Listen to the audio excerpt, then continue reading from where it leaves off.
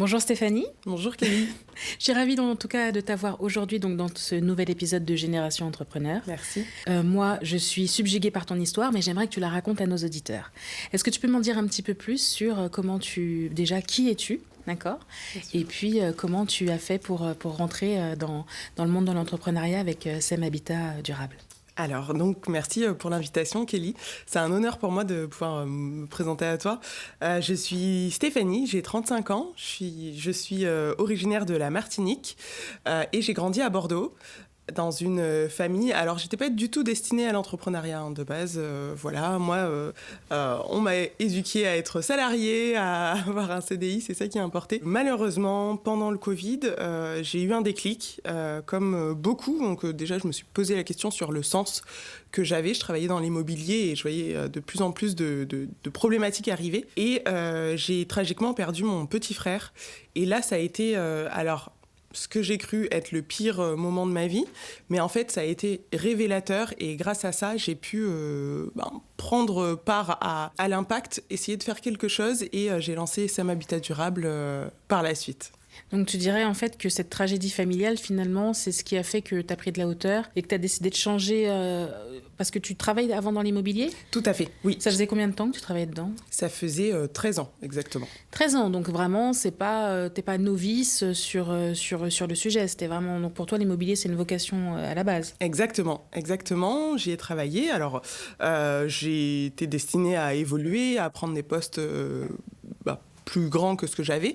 Et le décès de mon petit frère, vraiment, ça a été un moment où j'ai tout remis en question et je me suis dit, en fait, on peut faire quelque chose, on peut nous changer des choses. Mais quel est le rapport avec ton petit frère ? C'est-à-dire que lui-même, il avait une sensibilité par rapport à ce parcours, à ce métier. Tu t'es lancé après sa mort ou avant sa mort ? Après, vraiment. Donc il n'a pas eu vraiment. L'occasion... en fait, de voir ce que tu as réussi à construire ou même les prémices, c'est ça ? Non. Alors lui, c'était un grand entrepreneur. Il a toujours rêvé d'être coiffeur. Du coup, c'est lié à ce que tu fais. Et il s'est lancé à Bordeaux en tant que barbeur, coiffeur. Et il excellait dans ce domaine puisque toutes les célébrités qui passaient à Bordeaux voulaient se faire coiffer par mon petit frère. Sans diplôme, sans rien, il était autodidacte. Il aimait le dessin, la coiffure et la photo. Donc, combo D'accord, donc parfait. C'était un artiste. Et justement, je voulais lui rendre hommage, qu'il soit fier de moi, lui laisser quelque chose en héritage. Et je me suis dit que créer une entreprise qui avait de l'impact et en plus qui était rentable parce qu'il était aussi un bon businessman, ça pouvait que le rendre fier. Donc je suis dans cette voie-là. C'est vraiment pour lui rendre hommage que j'ai lancé ça. Et ta mère, par rapport à ça, justement, le fait d'avoir grandi dans une famille monoparentale, si j'ai bien compris, vous étiez combien de frères et sœurs ? 4. 4. Est-ce que tu dirais que ça fait partie des choses, en fait, qui t'ont permis d'avoir des armes dans l'entrepreneuriat pour pouvoir rebondir ? Exactement.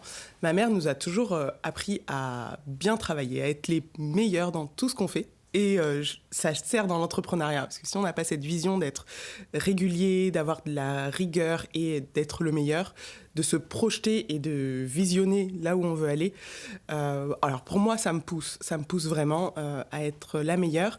Et on a vécu un placement familial de fait qu'elle n'ait pas de logement. Et donc, pour moi, c'était important aussi de lui rendre hommage en aidant ceux qui n'ont pas de logement à en avoir pour l'inclusion et pour qu'ils changent d'échelle. Nous, on n'a pas eu cette chance. Malgré tout, je lance cette entreprise, mais j'espère que ce que je mène au quotidien, le combat que je mène au quotidien pourra servir à des personnes et d'autres familles. D'accord, donc si je comprends bien, donc tu as grandi, donc tu as fait tes études, donc vous avez eu une vie familiale assez compliquée jusqu'à arriver à un placement. Et donc, tu as pu vivre la précarité finalement du logement et c'est ce qui t'a amené finalement, avec toute cette conjoncture, avec toutes ces expériences différentes, à créer SEM Habitat Durable. Est-ce que tu peux nous dire un petit peu qu'est-ce que en fait ton agence, parce que c'est une agence immobilière, fait et apporte au quotidien. Pour revenir aussi sur mon histoire, donc effectivement, donc ma mère originaire de Martinique est venue en France et c'est là que les problèmes de logement se sont posés et donc on a été placés. Comme beaucoup de personnes. Comme beaucoup, de personnes, comme beaucoup de personnes qui viennent des Antilles, de Martinique, en France, très très compliqué. Et donc on a vécu ce placement et donc j'ai vécu la rue. aussi à mes 18 ans, comme beaucoup d'enfants placés aussi. Et une association m'a aidé à continuer mes études en m'hébergeant via un propriétaire solidaire. J'ai trouvé l'initiative hyper intéressante et ça m'a inspirée. J'ai moi-même acheté un logement, bon, j'ai travaillé, j'ai pu investir dans l'immobilier et j'ai loué mon logement à l'association. Une association. Et c'est là où j'ai eu le déclic et je me suis dit, mais en fait, mon petit frère est décédé, j'ai ce logement, je le loue à une association et en fait, je vais en faire mon métier. Donc, j'ai construit SEM Habitat Durable, donc l'agence immobilière à impact, et nous, on met en lien des propriétaires et investisseurs avec des associations qui recherchent à louer des biens, que ce soit du studio, de la chambre chez l'habitant, du co-living, de l'habitat intergénérationnel, jusqu'à l'immeuble. On cherche vraiment tout type d'immobilier pour nos associations. Et on a des associations qui sont bien installées sur le marché. Donc, la Fondation Apprentis d'Auteuil, Groupe SOS ou encore la Croix-Rouge, par exemple. Donc, c'est des associations qui peuvent investir dans l'immobilier, louer des logements, louer des habitats et héberger des personnes vulnérables. Qu'est-ce qui a été le plus compliqué ? Le plus compliqué, ça a été plutôt de convaincre les propriétaires ou bien de convaincre les associations de passer par tes services pour trouver plus facilement ? Alors, les associations, elles recherchent des partenaires pour loger les personnes qu'elles hébergent, puisqu'il y en a de plus en plus.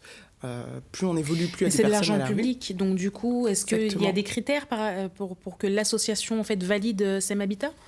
Alors, il y a des critères, effectivement. Il faut qu'on soit ESUS, c'est notre cas.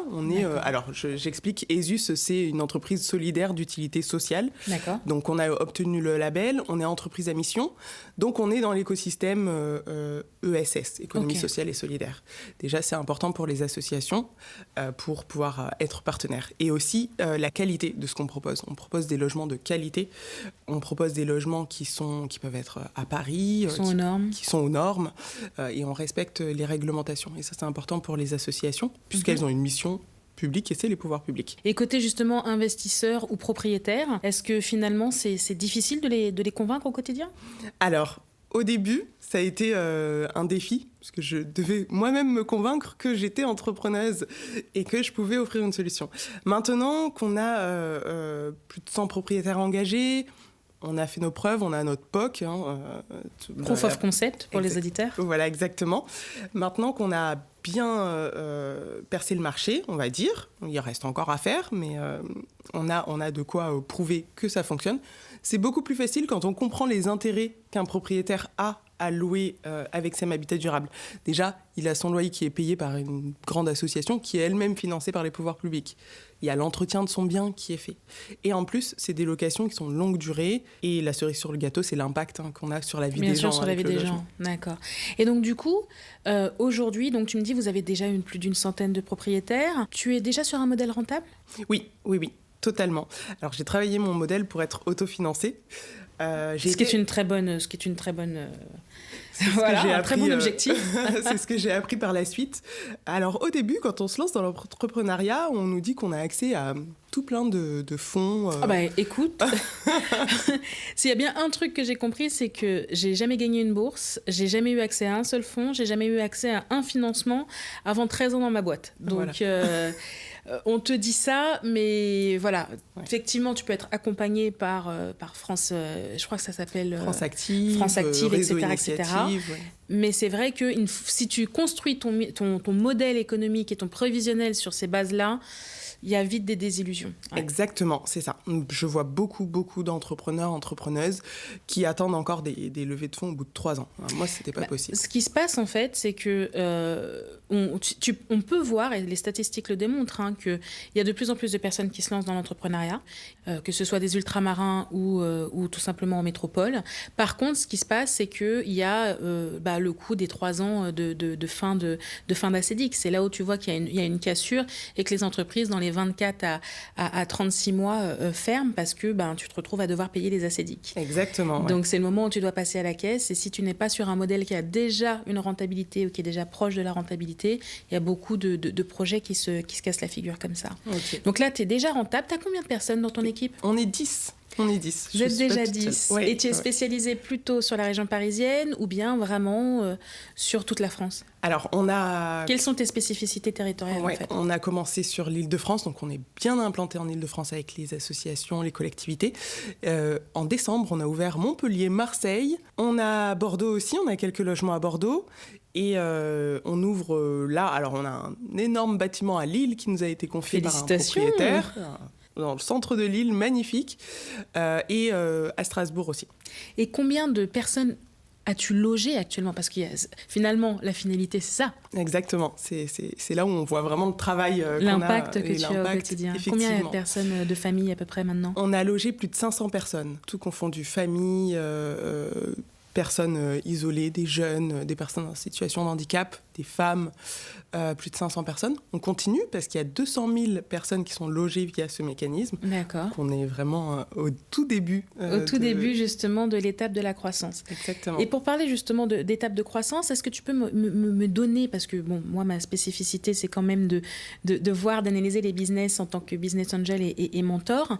Et donc en fait, est-ce que tu pourrais nous donner déjà tout simplement ton chiffre d'affaires ? Oui. Sur l'année par exemple qui vient de s'écouler ? Oui. Alors, sur l'année qui vient de s'écouler, on a fait 200 000 euros de chiffre d'affaires et on est déjà rentable. Qu'est-ce que tu vises donc pour les 3 prochaines années à peu près ? Alors évidemment, étant originaire de Martinique et voyant tous les logements qui sont vacants en Martinique ou même des personnes qui ont des chambres chez elles, on pourrait les louer pour que le propriétaire ait une rentabilité et que l'association puisse loger des personnes. À ton avis, pourquoi il y a ce mal logement d'un côté et des logements vacants, surtout sur la Martinique ? Qu'est-ce que... Mon analyse depuis quelques années, ce sont les réglementations qui sont assez lourdes. En fait, les propriétaires, eux... C'est trop compliqué pour eux. C'est compliqué pour eux et ils ont des craintes de dégradation et de non-paiement de loyer qui ne sont pas aujourd'hui assurées, à part si on met la main à la poche. Et à côté de ça, on a des personnes qui ne sont pas en capacité de mettre la main à la poche pour rassurer le propriétaire. Donc il y a une distorsion entre les deux.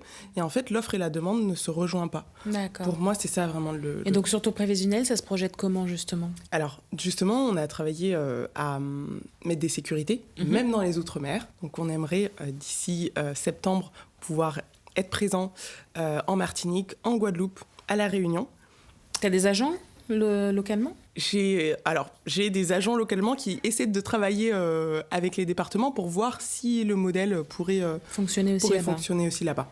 On a aussi des associations qui sont présentes, Fondation Apprentis d'Auteuil et Groupe SOS, qui sont en train de voir et étudier leurs besoins pour qu'on puisse aller là-bas.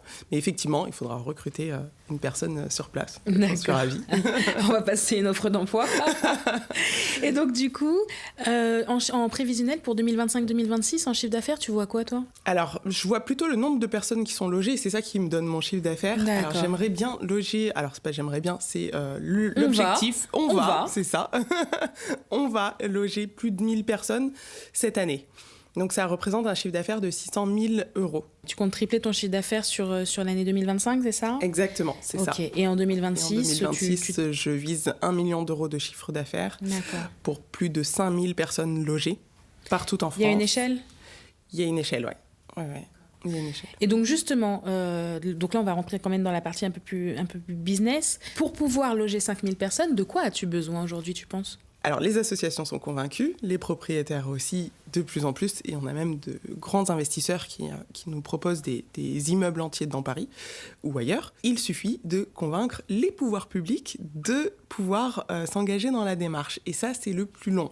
Je m'explique. Aujourd'hui, des personnes sont logées à l'hôtel ou en foyer, ou en EHPAD, ce qui coûte très, très, très, très cher. On pourrait faire de l'intergénérationnel, des chambres chez l'habitant, ou alors du logement individuel. Mais pour ça, il faut que les pouvoirs publics puissent réorienter les financements qu'elles mettent dans des hôtels et dans les foyers vers de l'hébergement chez l'habitant. Et je trouve que ça associerait bien le propriétaire qui le responsabiliser sur la société. Parce que ce qu'on dit pas souvent aux gens, c'est que lorsque tu loues une partie de ton bien immobilier dans lequel tu vis, normalement, c'est net d'impôts. Exactement. Donc ça, c'est un avantage fiscal, c'est-à-dire que par exemple, Marie-Michel qui a une maison et ses enfants sont partis, il y a 4 chambres, et elle décide d'en louer par exemple 2 ou 1, et ben en fait le loyer qu'elle va percevoir est non imposable. Exactement. Et ça, c'est quelque chose que tu mets en avant dans ton offre ? Oui, exactement. C'est comme ça que tu arrives à convertir un peu plus, non ? Oui, tout à fait. Oui. C'est un argument, puisqu'on accompagne les propriétaires aussi dans la déclaration fiscale. On leur explique ce qui est défiscalisable. C'est une formule de A à Z. C'est une formule de A à Z. Vraiment, le propriétaire, quand il rentre chez nous, il nous confie son bien. Et chaque année, on a des rendez-vous pour la déclaration fiscale, pour lui expliquer à quoi a servi son logement. Et on l'accompagne sur tous les sujets qui sont liés au logement et à l'habitat. Et donc, du coup, pour pouvoir avancer et faire ce qu'on appelle le scale, c'est-à-dire passer à l'échelle, aujourd'hui, donc, tu veux à terme, donc d'ici 2026, louer à 5000 personnes, héberger 5000 personnes. Donc, tu as besoin de staff. Exactement. Aujourd'hui, vous êtes 10. Donc, oui. comment tu vois la construction de ton équipe ? Ici, on va dire en Ile-de-France, sur les fonctions principales, c'est-à-dire la gestion, le commercial et la communication, on est bien staffé et les équipes sont hyper engagées. Et nous, ce dont on a besoin, c'est vraiment des représentants sur le territoire. C'est hyper important que les personnes connaissent leur territoire. On a besoin de représentants. Salariés et de personnes qui vont être directeurs ou directrices de territoire et s'aimer partout, faire des zones, la zone Martinique, la zone Guadeloupe, Réunion, océan Indien, le sud de la France, le nord de la France. Oui, bien sûr. Et donc voilà, on a besoin de représentants sur ces territoires. Plus tu vas rentrer et devoir staffer, plus tu vas baisser ta rentabilité, plus tu vas avoir des coûts fixes. C'est quoi ta vision de ça ? Est-ce que tu as des clés par rapport à ça ou est-ce que justement c'est des questions que tu te poses pour pouvoir passer à l'échelle ? Les clés que j'ai pour pouvoir scaler, ça va être l'automatisation et le processing, l'industrialisation et d'ailleurs c'était la question que je voulais te poser, mais vraiment industrialiser le process, c'est-à-dire à partir du moment où on a un besoin d'une association, c'est-à-dire qu'elle a besoin, on va dire, de 50 chambres, je sais pas, à Fort-de-France par exemple, qu'est-ce qui se passe ? Donc, on passe à ça. Le commercial doit chercher le logement, comment il s'en occupe, comment ça rentre dans notre base, que ce soit vraiment industrialisé et processé pour pas perdre en temps et en chiffre d'affaires, évidemment. Dans les différentes possibilités pour pouvoir faire grandir, parce que tu es sur un modèle, effectivement, qui est solidaire, d'accord, mais solidaire ne veut pas forcément dire ne pas faire du bénéfice. Au contraire. Au contraire. Aujourd'hui, si on regarde le marché, il y a de plus en plus d'agences qui ferment la porte. Comment ça se fait ? C'est quoi ton analyse de ça ? Oui, il y a plus de 1000 agences qui ont fermé ses portes en 2024. L'immobilier a eu très peu d'innovation ces dernières années. On reste dans un modèle classique, de location. Il faut avoir 3 fois le montant du loyer. Mais Je te confirme. Je suis en pleine visite en ce moment et c'est un petit peu compliqué. Et je me dis que si moi, j'ai des problèmes à louer, j'imagine que ça peut être compliqué pour des gens qui sont effectivement dans un passage de précarité. Ouais, exactement. Donc on demande toujours plein de choses qui se rajoutent au fur et à mesure, mais il n'y a pas une innovation en se disant, OK, y a de l'argent d'un côté, il y a des personnes qui ont du mal à se loger, comment on les aide ? Il y a eu des initiatives qui se sont créées ces dernières années, et donc pour moi, c'est là où... Sam Habitat fait la différence. Où on fait la différence, exactement, où Sam Habitat durable fait la différence. Parce qu'on est vraiment en écosystème. On n'a pas...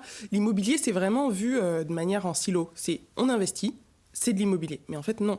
Tout est immobilier quand on achète un local pour une boutique, quand on a un magasin, une école, une crèche. Et justement, pour l'instant, tu fais... Alors, c'est juste une idée comme ça, mais pour l'instant, tu te concentres sur l'habitation, mais tu as raison, finalement. Les gens qui veulent se lancer, c'est très difficile de trouver une boutique, etc. etc. Ça fait partie des options de diversification de ta boîte, que tu penses ou pas ? Exactement, oui, tout à fait.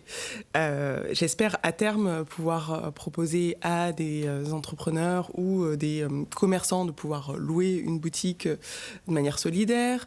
On est en train de voir avec des crèches pour essayer de louer solidaire et toujours en s'accompagnant d'un propriétaire privé ou un investisseur qui a quelque chose de dispo et qui peut nous le louer en toute sécurité. C'est très difficile de passer à l'échelle.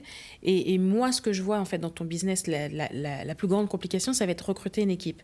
Parce que quand la tête est à Paris et que les gens sont à Bordeaux, à Montpellier, à Marseille ou en Martinique, bah, t'as pas la vision en fait de ce qui se passe sur le terrain. Est-ce que tu vois des axes d'amélioration ou tu vois quelque chose de spécifique justement pour éviter d'avoir Tu veux rester uniquement à la tête du réseau ou bien tu te dis que c'est un système qui est possiblement franchisable? C'est un système qui est franchisable, dur à dire ce mot, qui est franchisable, effectivement. C'est pas quelque chose que je connais, donc je suis en train justement de regarder les avantages et les inconvénients de la franchise vs le salariat. J'ai pas envie de perdre cet impact. Vraiment, c'est important. Et le fait de travailler en écosystème, le fait de travailler avec et les pouvoirs publics et des personnes qui sont riches et des personnes qui sont pauvres, tout ça, pour moi, c'est on travaille tous ensemble. Donc, j'ai pas envie de perdre cette essence-là. Et quel est le meilleur modèle pour ne pas perdre cette essence? Et justement, j'ai une autre question. Le fait que d'un côté, tu es des propriétaires et de l'autre côté, que tu doives recruter plus... ma question est justement, par rapport à ces propriétaires, est-ce que tu crois que tu vas arriver à convertir autant et continuer en fait à convertir les propriétaires, ou est-ce qu'à un moment tu risques de plafonner? Pour moi, il n'y a pas de doute que je vais continuer à convertir des propriétaires. Mais si tu as la bonne équipe en face. Si j'ai la bonne équipe en face. Et ça, c'est la clé. Et effectivement, tu as mis le doigt sur quelque chose d'important. C'est la clé. Alors, aujourd'hui, on dit que faire de l'impact ou faire de l'associatif, c'est ne pas faire d'argent. Et moi, je dis qu'on peut associer rentabilité et impact.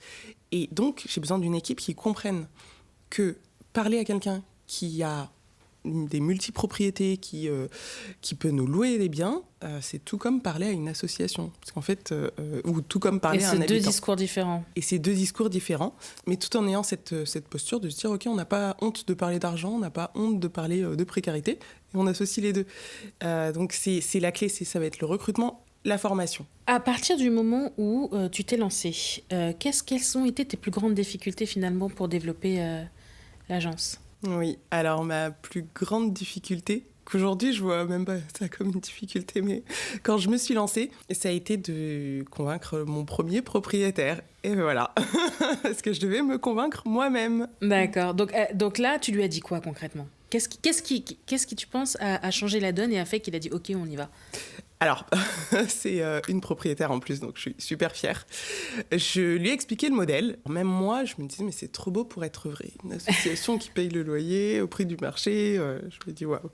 Et finalement, donc, je lui ai expliqué le modèle, je lui ai montré les garanties qu'il fallait.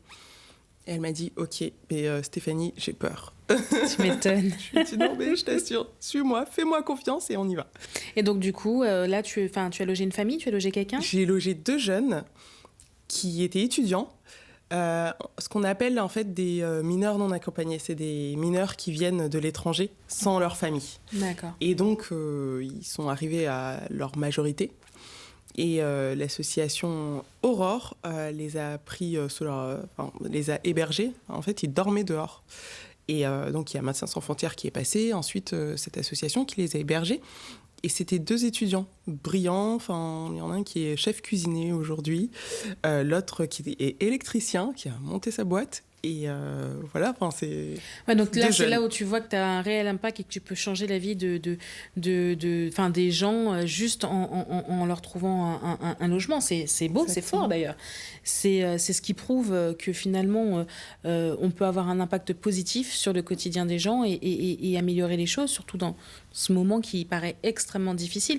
L'un des principaux freins que rencontrent les jeunes et les mères célibataires, c'est le logement. Donc ça, tu apportes une vraie réponse en fait à ça. Comment je peux faire aujourd'hui pour t'aider à y voir plus clair, pour pouvoir passer à l'étape supérieure? Oui, alors moi, sur plein de choses, mais une chose, et on en a parlé précédemment, c'est vraiment processer le modèle et faire en sorte qu'en fait, une personne justement qui travaille avec nous ou un client connaisse de A à Z d'où il arrive et où il va à la fin. Et en fait, je travaille justement sur l'industrialisation. c'est du service, donc c'est moins facile qu'un produit dont on peut industrialiser la fabrication. Mais moi, je vois ça de la même manière. Pour moi, Sem Habitat Durable et la location solidaire, c'est un produit. Et j'aimerais le processer, l'industrialiser, de sorte à ne pas perdre de temps dans le process, dans le mécanisme. Il y a plusieurs choses qui sont très intéressantes en fait dans ton business. C'est-à-dire que d'un côté, tu pourrais très bien dire, il y a une méthode, et cette méthode, on la labellise. On la labellise et on la revend à d'autres agences. D'accord ? On leur fournit les outils, on leur fournit la méthode et éventuellement on leur fournit tout le vivier et tout le process qui va avec. C'est-à-dire que demain, tu décides par exemple de signer avec un réseau d'agences et dans leur catégorie, ils ont de l'habitat sociable et solidaire. Tu vois ce que je veux dire ? Et il y a une méthode et tu les as mis en relation et éventuellement, tu peux leur fournir un service supplémentaire du type jouer la liaison entre les propriétaires donc, de la zone de l'agence, etc., etc. Tu peux soit fournir un service additionnel à des agences déjà standards, ce qui te permet en fait d'ouvrir différentes portes, tu vois, et de profiter non pas toi de faire le recrutement, mais de profiter en fait de leur système mis en place et de leur main d'œuvre directement. Donc ça c'est une des perspectives que moi j'imagine et qui te permettrait en fait de dérouler beaucoup plus vite. Les agences elles sont locales, les agences souvent les propriétaires quand ils ont un bien ou que les gens vivent dans une ville, ils connaissent les agences de leur quartier. D'accord ? Parce qu'ils ont eu besoin de louer quelque chose ou autre. Et parce qu'ils ont confiance. Donc, il y a déjà un premier lien de confiance, tu vois. Donc, tu pourrais éventuellement en faire un standard et un label bien ficelé grâce à l'État d'un côté, entre guillemets, les fondations de l'autre, et leur apporter ton savoir-faire et ton expertise via un label qui leur permettrait de fait de drainer des flux clients. Ça, c'est ce que je vois. La deuxième chose, c'est soit tu te dis non, moi, je veux pas utiliser les réseaux des gens parce que j'ai pas forcément la vision, même si tu les auras accompagnés, tu les auras formés, mais tu veux quand même continuer à être maître de A à Z, entre guillemets, de la solution que tu proposes. Donc, qu'est-ce que tu peux faire ? Tu peux te dire, et c'est comme ça qu'on a vu certaines agences se développer à la vitesse de la lumière, et tu pourrais toujours avoir aussi de l'impact en disant, OK, je vais créer une formation, d'accord, pour être agent immobilier durable. Okay. D'accord. Et à partir de ce moment-là, tu mets en place une formation, ce qui te permet de générer en fait du cash en plus. D'accord ? Une nouvelle rentrée d'argent supplémentaire. La formation avec le CPF, c'est une manne ouverte aujourd'hui, même si la nouvelle loi de financement a considérablement réduit les budgets sur la formation et notamment sur le CPF, mais il y a quelque chose quand même à faire. Donc tu pourrais très bien avoir une formation. D'accord. Cette formation-là, tu la déclines pour pouvoir aller prospecter, pour pouvoir avoir des nouveaux agents. Des nouveaux agents justement sur les territoires que tu veux ouvrir. Et ces personnes-là, après une formation par exemple de X jours et d'avoir suivi ton cursus, ils sont aptes à être agents durables et commercial en fait pour toi. D'accord ? Donc soit ils sont commerciaux indépendants, c'est-à-dire que sur place, je pense notamment au modèle des agences IAD. Oui. Oui. Tu vois ce que je veux dire ? Oui, tout le monde peut être agent IAD, tout le monde peut avoir une carte d'agence. Parce que ce qu'on n'a pas dit dans notre échange, c'est que pour ouvrir une agence immobilière, tu as dû passer effectivement des certifications. Ah oui. Tout le monde ne peut pas se réveiller pour être agent immobilier. Normalement, il faut avoir une formation pour avoir une carte d'agent immobilier. Exact. Et donc moi, ce que je vois, ce qui est encore possible pour étendre ton réseau beaucoup plus vite, c'est de faire une formation pour faire devenir des gens agents immobiliers, mais ils auraient le label agent immobilier durable. Ce qui te permet de te dire, OK, moi demain, je veux ouvrir une ville et je veux ouvrir Marseille. Tu passes une annonce, d'accord ? Vous voulez devenir agent immobilier ou vous êtes déjà agent immobilier, d'accord ? Il y a une nouvelle spécificité qui s'ouvre, un nouveau potentiel. Et dans ces cas-là, tu ouvres ta ville, tu dis j'ai besoin de 10, 15 ou 20 agents. Et tu vas donner l'agrément agent Sem Habitat Durable à, par exemple, 10 ou 15 agents sur Marseille qui, eux, iront prospecter des propriétaires, d'accord ? Et toi, ensuite, tu peux faire la gestion et directement avec les dossiers. Génial. Donc, c'est la deuxième chose que je vois à peu près. C'est vraiment smart. Après, tu sais, c'est pas juste être smart. En fait, ça dépend de quelle voie tu veux, où tu veux aller.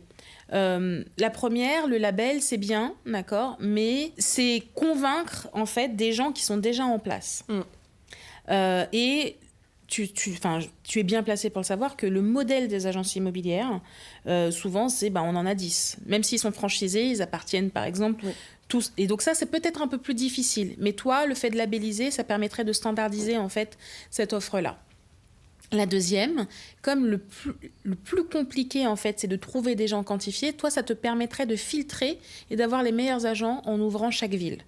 Et d'ouvrir les villes une après l'autre. Ce qui te permettrait... au début de recruter les agents, ensuite de repérer l'un des meilleurs agents et lui donner la tête du réseau de chaque ville. Ce qui te permettrait, toi, en fait, d'ouvrir beaucoup plus vite. Il y a des choses à faire. Je pense que le plus compliqué, ça va être de travailler vraiment avec les Outre-mer. Parce que sur le territoire ici, on ne vit pas comme sur le territoire aux Outre-mer. Exact. D'accord. Oui. Donc là, je pense que c'est ce moment-là où tu vas non seulement devoir te déplacer, non seulement devoir convertir et expliquer, mais aussi refaire une sorte de preuve du concept localement. Exact, oui. Oui. C'est ce que je vois aujourd'hui. C'est prévu que je me déplace et que je reste un certain temps en Martinique pour justement rencontrer les associations sur place, questionner aussi pourquoi ces logements sont vacants. Il y a 1 logement sur 6 qui est vacant en Martinique. 1 logement sur 6 ? Alors, il y a beaucoup de personnes âgées qui ont 1, 2, 3 chambres. J'aimerais bien faire de l'habitat intergénérationnel parce que je trouve que ça marche vraiment. À la personne qui habite chez elle et qui est assez âgée, ça lui permet d'avoir un soutien et de ne pas être seule. Et aux jeunes aussi, ça leur permet aussi d'avoir une figure à la maison, quelque chose à laquelle se raccrocher. Exactement. Donc, je vois beaucoup de choses pour la Martinique et pour ces logements vacants. Et donc, voilà, j'ai prévu d'y aller pour un certain temps. J'ai encore ma famille qui est là-bas, partie de ma famille qui est là-bas. Donc, qu'est-ce que ça te fait de te dire que tu vas retourner, entre guillemets, au pays pour pouvoir développer quelque chose ? Je pense à ma mère et à l'hommage que je peux lui rendre. Elle a fait le sens inverse. Elle est partie de Martinique pour s'installer ici. Elle a eu des difficultés de logement. Moi, je vais partir en Martinique. Alors, je suis hyper attachée à la Martinique, donc c'est avec grand plaisir. Et lui rendre hommage, je vais partir là-bas pour aider des gens à habiter. Et pour moi, c'est vraiment lui rendre hommage à toute ma famille qui c'est vraiment donné pour la Martinique, donc pour moi c'est vraiment un hommage et j'en suis super fière. Je pense que c'est l'aboutissement. En fait, on m'avait proposé de faire la promotion en fait du retour au pays. Et dans cet accompagnement-là, justement, il y a déjà en fait en place localement, pendant que la possibilité en fait qu'ils te trouvent directement déjà un appartement et une maison en fait. Parce que comme c'est ce que je disais tout à l'heure, le principal frein en fait de retour en fait sur les territoires, c'est le logement. Parce que à distance, c'est très difficile de trouver un logement, donc ça veut dire que tu dois déjà arriver sur place. Et donc dans cette offre-là, ils proposent donc des habitats plus ou moins longue durée, le temps que les personnes en fait se rapatrient eux et leur famille localement. Je pense qu'il y a des connexions possibles. Alors, tu fais dans le solidaire, donc oui, mais je pense que ça permettrait... Je pense qu'ils ont surtout un réseau de bailleurs et de propriétaires qui pourraient éventuellement, s'il n'y a pas forcément de candidats pour revenir, en tout cas, qui pourraient peut-être ouvrir leur logement à des personnes en situation donc, de précarité à partir du moment où c'est financé par l'État. Dis-moi, est-ce qu'il y a quelque chose d'autre où je peux t'éclairer ? Oui, alors... On a des similitudes entre les secrets de Loli et SEM Habitat Durable, c'est-à-dire que toi, tu as décomplexé en fait le soin aux cheveux texturés. C'est une réalité. Avant, on n'en parlait pas. Il y avait très peu de marques qui faisaient ça. Et nous, on essaie de démocratiser le fait que on peut loger une personne vulnérable tout en étant sécurisé. En termes de communication, comment tu as percé ce marché? Maintenant, ça explose les secrets de Loli. Donc, j'aimerais m'en inspirer en termes de communication. En termes de communication, c'est vrai que l'immobilier et la cosmétique, il y a un truc un peu plus sexy que l'autre. Mais tout le monde a besoin d'un logement. Donc, en fait, ce qui compte énormément, c'est l'ADN de marque. D'accord. Et en fait, l'ADN de marque, elle doit se retrouver dans chaque pan en fait, de communication de ton entreprise. À la fois en interne, c'est-à-dire que toutes les personnes qui te représentent, tu vois, elles doivent avoir le même discours et un discours aligné avec les valeurs de l'entreprise. Ça, c'est hyper important de transmettre le bon message dès le début. Tu vois. Donc, bien entendu, tes agents, ils doivent être présentés parfaitement, mais ils doivent être aussi accessibles pour les candidats et pour les propriétaires. Tu vois. Ils ne doivent pas se dire « Ok, c'est une agence classique. Oui. » Tu vois. Donc, tu dois te démarquer différemment. D'accord ? Que ce soit dans le discours, que ce soit dans la présentation de ton site internet, dans la présentation en fait, de tes commerciaux.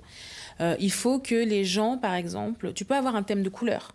Okay. Moi, chez nous, c'est le rose. C'est pas ma couleur préférée, mais j'avais estimé que pour me démarquer en fait des marques naturelles qui étaient surtout sur le vert, le marron, etc., le beige, moi j'ai décidé en fait d'avoir une couleur qui est complètement et de l'assumer. Je te donne un exemple. Moi, mes commerciaux en pharmacie, en fait, ils viennent avec un costume, enfin une mallette rose, un ordinateur rose, un téléphone rose. Génial. D'accord. Ils ont toute la panoplie. Quand tu vois, la personne, en fait, elle ouvre la porte de la pharmacie, elle est identifiée. Ok, oui, tu sais que c'est les secrets de Loli. Voilà. Toi, ça peut être le vert, ça peut être le bleu roi, ça peut être, tu vois ce que je veux dire. Notre logo est rougeâtre qui tend vers le rose. Donc, tu vois, en fait, ça dépend, mais ça dépend de ta charte graphique. Ensuite, autre chose qui est super importante, ça va être ton site internet. Ton site internet doit être très clair et précis. En fait, il y a des zones chaudes et des zones froides. Tu ne vends rien en ligne, d'accord ? Donc, tu dois pouvoir à la fois recruter des agents, tu dois à la fois pouvoir convertir des propriétaires. Et de l'autre côté, tu dois aussi t'adresser effectivement à un public en leur disant « vous êtes au bon endroit ». Oui. Okay. D'accord ? Parce que tu peux faire la relation avec éventuellement une association qui les aidera à se relocaliser, tu vois. Donc ça va être hyper important. Après, pour pouvoir gagner en popularité, il faut que tu communiques plus. Donc ça veut dire faire des podcasts, ça veut dire aller à la rencontre des gens directement sur le terrain, dans des salons professionnels dédiés à l'immobilier, pour pouvoir vendre ta solution, pour pouvoir vendre soit ton label, soit ta nouvelle formation parce que tu vas dire que tu crées et tu génères aussi de l'emploi. Tu vois, il y a deux sens. Tu héberges des gens, d'accord ? Tu leur trouves une solution, mais la marque employeur est quelque chose d'hyper important. Et les agents immobiliers dans le luxe, en ce moment, ils s'en mettent plein les fouilles, désolé de l'expression, mais les agents classiques, c'est ce qu'on disait tout à l'heure, il y a déjà 1000 portes qui sont fermées, et c'est une des premières fois dans l'histoire de l'immobilier en France qu'il y a un déclin. Exact. Il y a un recul sur les achats. Et il y a beaucoup de lois qui ont changé, notamment les lois sur le Airbnb. Oui. Et là, il y a une manne de développement. Il y a une manne de développement, mais tu dois rassurer les gens. C'est-à-dire qu'aujourd'hui, on va expliquer quand même aux auditeurs, c'est-à-dire qu'avant, les seuils, en fait, donc pour faire du Airbnb, ils étaient beaucoup plus hauts. Donc, il y a beaucoup de gens qui ont investi en se disant, j'investis dans une ville étudiante, j'investis dans une ville où il y a du monde, où il y a de l'attraction, et je vais mettre mon logement en location courte durée. Donc, je vais faire non pas de la location longue, mais je vais faire du Airbnb. Qu'est-ce qui se passe aujourd'hui ? Toutes les villes en ont marre, parce qu'en fait, on se retrouve avec des villes fantômes, et notamment des logements vacants à l'année, qui font plus de chiffre d'affaires, et pas forcément la première destination, c'est-à-dire louer à des gens pour qu'ils puissent aller travailler à côté de chez eux. Tout à fait. Et donc, notamment sur Paris, d'accord, on a non seulement abaissé le nombre de jours donc pour les particuliers pour louer. Donc là, il y a une manne de logements et je le vois parce qu'en fait, moi-même, je recherche un appartement en ce moment. Et quand tu regardes, il y a un an, il y avait dans des locations, d'accord, quand tu appuyais sur le bouton, tu avais 50 annonces qui ressortaient. Aujourd'hui, tu regardes, il y a le quadruple. Parce que sur le marché, se retrouvent. Et je pense que toi, avec les bons commerciaux, tu pourrais aller convertir des gens qui faisaient du Airbnb à du logement durable puisque tu payes au prix du marché. Tout à fait. Et en plus, on a fait une étude pour voir pour un même logement si c'était plus rentable aujourd'hui avec les taxations de louer en Airbnb ou de louer avec Sem Habitat Durable. On est au-dessus en plus. Donc c'est le moment de mettre ça en avant dans ta communication. Et donc le dernier pan de communication, donc, c'est de bien informer en fait du changement des lois. C'est d'aller chercher effectivement des nouveaux appartements, d'accord, des nouveaux propriétaires. Et donc, du coup, le tout, c'est de le centraliser sur tes réseaux sociaux.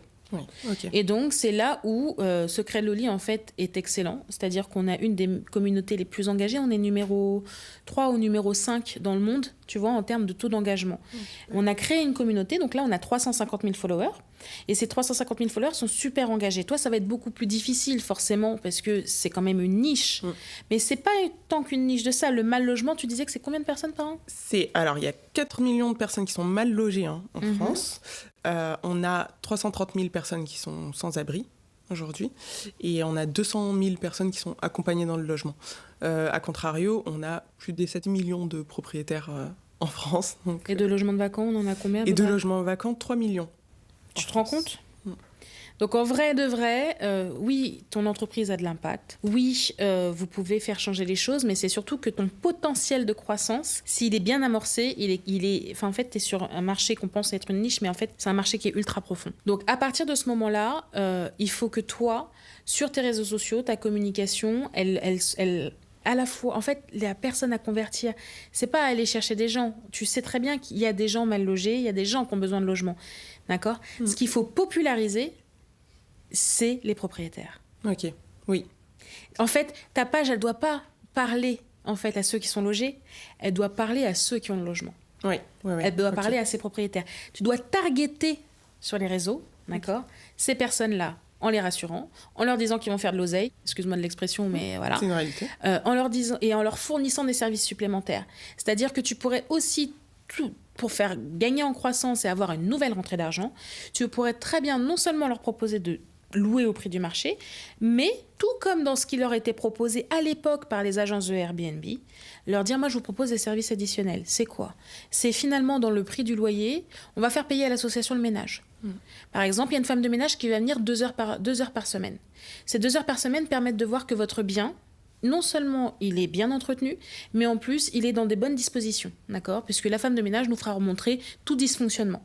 D'accord ? Donc ça les rassure. Et c'est le cas. Il y a une maîtresse ou un maître de maison qui passe de manière hebdomadaire dans chaque logement. Et nous, on y tient, on signe des conventions de partenariat. Et ça, c'est quelque chose à mettre en avant sur tes réseaux sociaux pour rassurer. C'est un gage de réassurance. Okay. Tu pourrais aussi, par exemple, le dire et signer des contrats d'ailleurs avec des assurances. Parce que normalement, quand tu loues en fait un logement, tu dois fournir une assurance habitation. Eh bien, tu pourrais éventuellement dans le pack dire que non seulement le logement est assuré, d'accord, de base, mais en plus, il est assuré sur des conditions minimales de temps et temps. Okay. Ce qui va rassurer aussi le propriétaire. Et tout ça, c'est de la communication que tu peux utiliser sur les réseaux sociaux. Vous êtes au top de l'assurance, d'accord, sur votre bien. Vous avez donc un bien entretenu. Vous avez un bien qui est surveillé, d'accord. Pourquoi et vous convertissez plus. Vous avez un allègement fiscal. Tu vois ce que je veux dire ? Oui. Et mais par contre, quand tu vas t'adresser sur les réseaux sociaux, tu as 2 types de communication. Les propriétaires sur ton feed, et ensuite tes prises de parole pour pouvoir gagner en croissance sur tes réseaux sociaux doivent être sur l'impact, effectivement, de ce que tu proposes comme solution. Super. Ok, on va mettre ça en application tout de suite. Tout de suite. Et super, c'est vraiment des super bonnes idées. Je vois déjà... comment on va retravailler l'évolution. Et nous, on a beaucoup d'ambition. J'ai beaucoup d'ambition. Je veux faire de l'impact, mais je veux être rentable. Et effectivement, on a besoin d'argent pour faire de l'impact. Donc, on n'a pas le choix de faire beaucoup d'argent. Merci beaucoup pour ces conseils. J'espère avoir pu t'éclairer, en tout cas, aujourd'hui, Stéphanie. Oui. Merci de vraiment nous avoir fait partager, en tout cas, ce magnifique projet. Merci aussi de montrer que l'entrepreneuriat des ultramarins est présent et en tout cas, aide à faire avancer les choses. Et puis, merci pour ton courage. Merci à toi pour tes conseils, pour ton invitation ici et cette discussion super agréable. C'était un plaisir. À bientôt. Merci. À bientôt. J'espère que, comme moi, vous avez été inspirés par cette nouvelle génération d'entrepreneurs. Pour retrouver d'autres histoires passionnantes et inspirantes, retrouvez-les sur le portail Outre-mer La Première, ainsi que nos réseaux sociaux. D'accord, je vais juste commencer par bonjour Stéphanie. On en fait 2. Ok.